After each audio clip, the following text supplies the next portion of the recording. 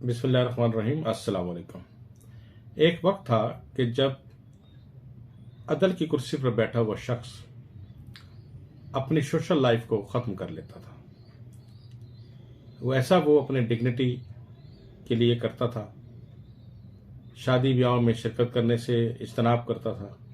बड़े लोगों की महाफिल से भी वो इज्तनाब करता था ताकि उसके किरदार पर कोई हरफ ना आए। लेकिन आहिस्ता आहिस्ता जिस तरीके से पाकिस्तान के दीगर अदारों पर इन्हतात आया और जवाल पजीरी हुई, इसी तरीके से अदलिया भी उससे महफूज न रही। फिर हमने देखा कि अदलिया के फैसले मुतनाज़ा होते चले गए और अदलिया से वाबस्ता लोग जो है वो उन्होंने भी एहतियात का दामन छोड़ दिया। मौलवी तमीज़ुद्दीन से लेकर भुट्टो की फांसी तक हमने अदलिया के जो फैसला जाता उनको मुतनाज़ होते हुए देखा। उसके बाद एक दौर वो भी हमने देखा कि जब बेनज़ीर भुट्टो की हर 2 दफ़ा की असम्बली को जो डिज़ोल्व कर गई थी उसको रिस्टोर नहीं किया गया, जबकि नवाज शरीफ की जो असम्बली डिज़ोल्व की गई उसको बहाल कर दिया गया। और उस पर फिर हमने ये बातें भी सुनी कि ये अदलिया जो है या ये फैसला जो है ये चमक का नतीजा है, ये कैंगरू कोर्ट है या पंजाबी कोर्ट है। मज़ीद जवाल पसीरी वक्त के साथ साथ यूं भी आई कि जब इस अदलिया में सियासी एलिवेशन का मामला शुरू हो गया और एक मखसूस सियासी जमात ने अपने पसंद के जजेस जो हैं वो अदलिया में इंडक्ट करना शुरू कर दिए। और इस तरीके से फिर हमने ये नज़ारा भी देखा कि जब टेलीफोन पर किसी की सज़ा और जजा का फैसला जज साहिबान करते रहे, रफ्ता रफ्ता ये मामला इस हद तक बढ़ा कि जज साहिबान ने अपनी पसंद और नापसंद के मेयार को उजागर करना शुरू कर दिया और फिर फैसले किसी भी सियासी जमात के हक में या उसके खिलाफ उनकी पसंद और नापसंद के कैद हो गए। और ये रेड लाइन उस वक्त अबूर हो गई जब कल हमने देखा कि एक मोहतरम जज साहब काजी फाइज ईसा साहब सीनियर जज और होने वाले चीफ जस्टिस जो हैं वो असम्बली हाल जा पहुंचे और असम्बली हाल में उस जगह बैठकर उन्होंने तकरीर की जहां के आम जो कौमी असम्बली का रुकन है वो बैठा होता है। इससे कबल अनवर ज़हीर जमाली साहब जो है बतौर चीफ जस्टिस ऑफ पाकिस्तान गए, लेकिन उन्होंने उस जगह बैठकर खिताब किया जहां स्पीकर की कुर्सी होती है और एक डिग्निटी और वकार के साथ ये तकरीर की गई। काजी फाइज ईसा के पास मैं अपने केसेस के सिलसिले में पेश होता रहा हूं और मैं हमेशा से उनकी बहुत ताजीम और इज्जत करता हूं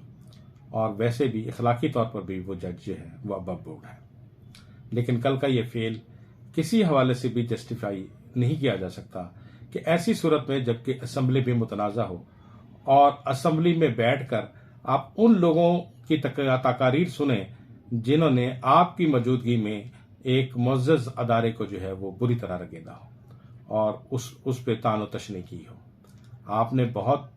अच्छी तकरीर की, लेकिन इस तकरीर का क्या फ़ायदा कि जब आप ये कहें कि जनाब मुझे तो नहीं पता था कि जनाब यहाँ सियासी तकरीरें होंगी। अभी मैं बाहर में बैठा हुआ था, एक साहब ने मुझे लतीफ़ा सुनाया कि एक खामिन जो है वो बैंकॉक चला गया तो बीवी ने पूछा भी तुम बैंकॉक क्यों गए थे, तो उसने कहा था मुझे नहीं पता था वहाँ अय्याशी होती है। तो यही हाल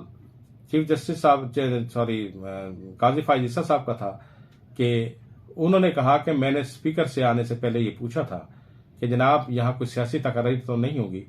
तो उन्होंने कहा नहीं जी यहाँ सियासी तकरीर नहीं होगी, यहाँ आईने पाकिस्तान की गोल्डन जुबली पे होगी। लेकिन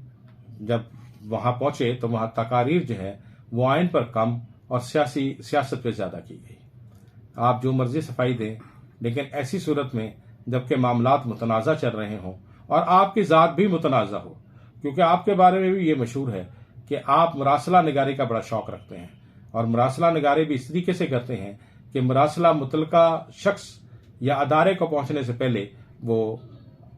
प्रिंट मीडिया, इलेक्ट्रॉनिक मीडिया की जीनत बन जाता है। तो ऐसी सूरत में जबकि आपका एक फैसला भी मुतनाज़ा है और 6 जजेस के बेंच ने आपके फैसले को मुस्तरद कर दिया और आप और एक मखसूस जमात और ख़ास तौर पर पीडीएम की जमातें जो हैं वो आपके बारे में जो है वो ये तासुर देने की कोशिश करती हैं कि शायद आप उनके हमदर्द हैं या वो आपके हमदर्द हैं। तो ऐसी सूरत में ये एक रेड लाइन थी जिसको अबूर नहीं किया जाना चाहिए था। जाने या ना जाने की कोई पाबंदी नहीं है, लेकिन हालात के मद्देनज़र ये कदम किसी भी तौर पर जो है वो एक ऐसा कदम नहीं था। और उस वक्त ये ऐसा कदम, ये आपका ये फेल मजीद मुतनाज़ा हो जाता है कि जब शुनीद के मुताबिक कि तमाम जजेस को ये दावतनामे दिए गए, लेकिन बाकी तमाम जजेस ने इनकार कर दिया। और बकौल चौधरी एजाज हुसैन साहब के कि अगर काजी साहब अपनी ज़ात के एतबार से खुद गए हैं और बगैर मशवरा किए गए हैं तो ये एक और अलार्मिंग सूरत हाल है। तो हमारे जजेस साहिबान को इस बारे में एहतियात करनी चाहिए और अदारे के तहफ़्फ़ुज़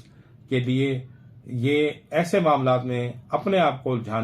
उलझाना नहीं चाहिए, ताकि कौम को आप पर कोई भी शक शुबे की गुंजाइश न रहे और ना ही आपके किसी फेल पर कोई उंगली उठा सके। आखिर में मैं अपने दोस्तों से जो मेरे इस यूट्यूब और फेसबुक को सुनते हैं और पढ़ते हैं और देखते हैं, मैं उनसे गुजारिश करूंगा कि वो इस मौजू पर अपनी कीमती आरा से मुस्तफ़ीद फरमाएं